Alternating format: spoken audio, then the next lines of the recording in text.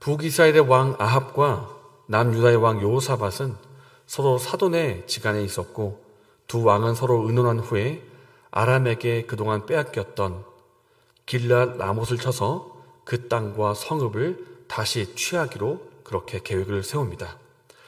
아합과 달리 하나님의 뜻을 소중하게 여겼던 여호사밧 왕은 우리가 전쟁을 치르기 전에 한번 하나님의 뜻이 어떤지를, 이 전쟁이 어떠할지를 한번 물어봅시다, 이렇게 제안을 했고, 이에 아합은 자신에게 속한 400명의 선지자를 세워서 전쟁이 어떻게 될지 그 뜻을 물어봅니다.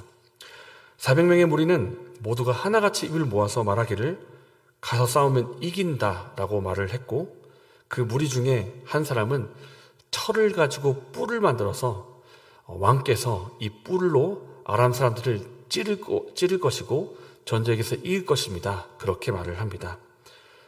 쉽게 말하면 왕의 용기를 북돋아주는 그런 말들을 400명의 무리가 다 입을 모아 말을 합니다. 사실 이 400명의 무리들에게 물어보는 것은 물어보나 마나였습니다. 왜냐하면 어차피 아합이 듣기에 좋은 내용을 전하도록 길들여진 사람들이었고, 하나님 말씀을 전하는 참 선지자가 아니었기 때문입니다. 그래서 본문은 이 무리들을 향해서 명칭하기를 여호와의 선지자 이렇게 말하지 않고 그냥 선지자의 무리라고 말을 하고 있습니다. 여호사밧은 이 400명의 무리 외에 여호와의 선지자가 있는지를 아합에게 물었고, 아합은 대답하기를 미가야라고 하는 선지자가 있는데 그가 항상 나 자신에게 말하기를 안 좋은 소식만 전하기 때문에 내가 그를 싫어합니다, 이렇게 말합니다. 그래도 여호사밧은 부탁하였고 결국 미가야 선지자를 부르게 되는데, 이때 그를 부르러 간 사신이 요청을 합니다. 선지자여, 다른 모든 무리들이 왕의 듣기에 좋은 말을 했고 가서 싸우면 이긴다 했습니다. 그러니까 당신도 그렇게 말해 주십시오. 가면 이긴다고 말해 주십시오, 부탁을 합니다. 이 부탁에 대해서 미가야가 말하기를 아주 중요한 한마디를 하는데, 여호와께서 내게 말씀하시는 것 곧 그것을 내가 말하겠다. 사람들의 요청에 따라서 좋은 내용 혹은 안 좋은 내용, 그런 사람들의 뜻을 따르는 것이 아니라 하나님께서 말씀하시는 그것을 내가 전할 것이다, 이렇게 그의 마음의 중심을 말합니다. 이제 아합이 묻습니다. 선지자여, 어떻게 되겠느냐 하고 물으니 미가야는 처음에는 아주 건성으로 대답합니다. 가서 싸우십시오, 이길 겁니다. 왜냐하면 사람들이 다 그런 요청을 하고 있으니까 아주 건성건성 대답을 한 것입니다. 그러자 아합이 다시 한번 내가 여호와의 이름으로 맹세하라고 말하지 않았느냐, 이렇게 요청을 하니까 이제 미가야 선지자가 하나님의 뜻을 받았던 그 내용을 전합니다. 이 전쟁을 향한 하나님의 뜻이 밝히기를 19절부터 21절까지의 말씀인데 제가 읽겠습니다. 미가야가 이르되 그런즉 왕은 여호와의 말씀을 들으소서. 내가 보니 여호와께서 그의 보좌에 앉으셨고 하늘의 만군이 그의 좌우편에 모시고 서 있는데, 여호와께서 말씀하시기를 누가 아합을 꾀어 그를 길르앗 라못에 올라가서 죽게 할꼬 하시니, 하나는 이렇게 하겠다 하고 또 하나는 저렇게 하겠다 하였는데, 한 영이 나와 여호와 앞에 서서 말하되 내가 그를 꾀겠나이다. 미가야 선지자가 밝히 드러낸 한 가지 이 사건에 대한 배경은 하늘에서 회의가 열렸다는 것입니다.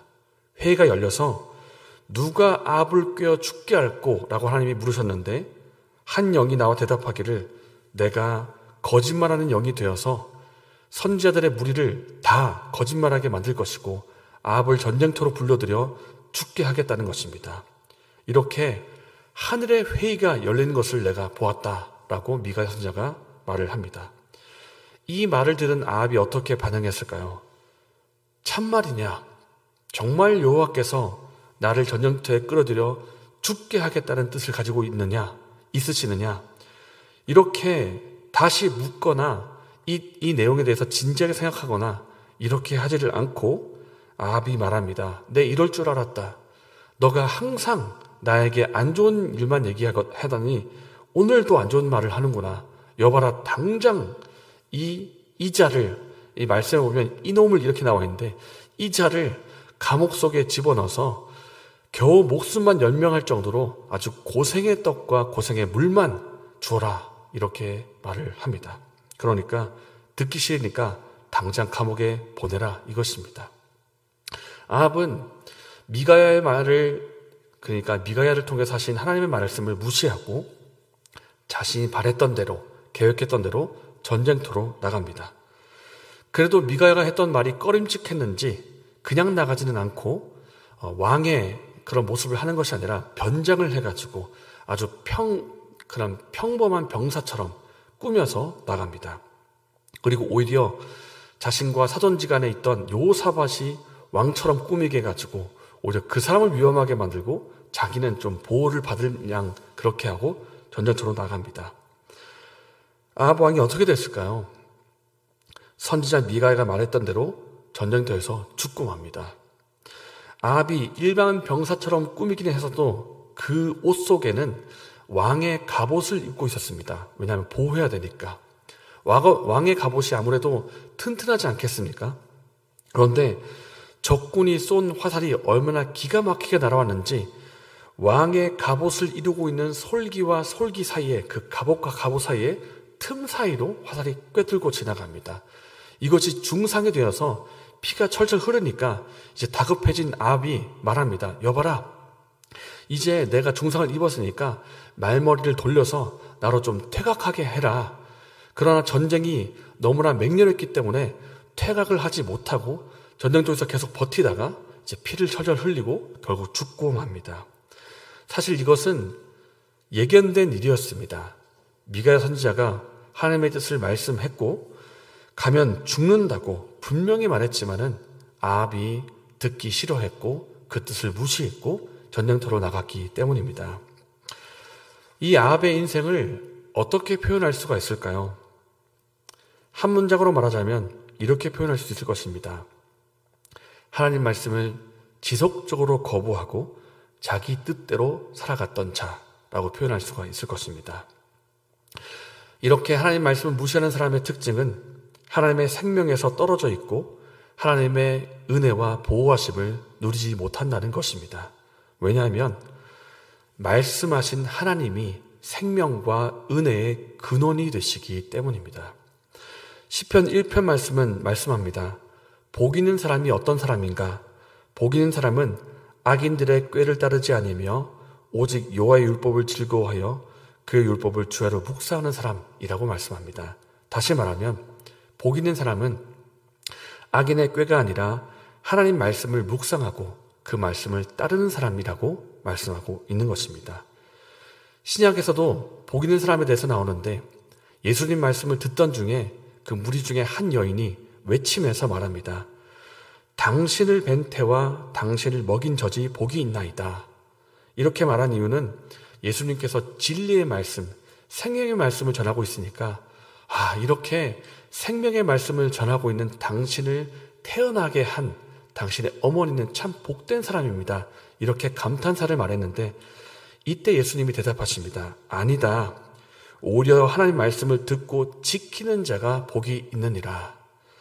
말씀을 듣고 지키는 자가 복이 있다고 말씀하신 이유는 그 말씀을 하신 하나님께서 복과 은혜의 근원이 되시기 때문입니다. 그러므로 하나님과 하나님 말씀 안에 거하면서 그 말씀의 뜻대로 따르는 사람이 복 있는 사람입니다. 그러므로 사랑하는 여러분, 하나님으로부터 나오는 복과 은혜를 말씀 안에 거하면서 말씀을 지키면서 그 은혜와 복을 누리시는 저와 여러분 되시기를 바랍니다. 이 시간 말씀을 생각하며 기도하겠습니다. 하나님이 생명의 근원 되십니다. 하나님 안에 있으면서 그 말씀을 따를 때 하나님이 주시는 은혜를 누릴 수가 있습니다. 그러므로 하나님 안에 거하면서 그 말씀의 뜻을 따라 살아가는 우리가 되어 주시옵소서. 이렇게 기도하시고 개인적인 제목으로 기도하신 후에 자유롭게 돌아가셨습니다.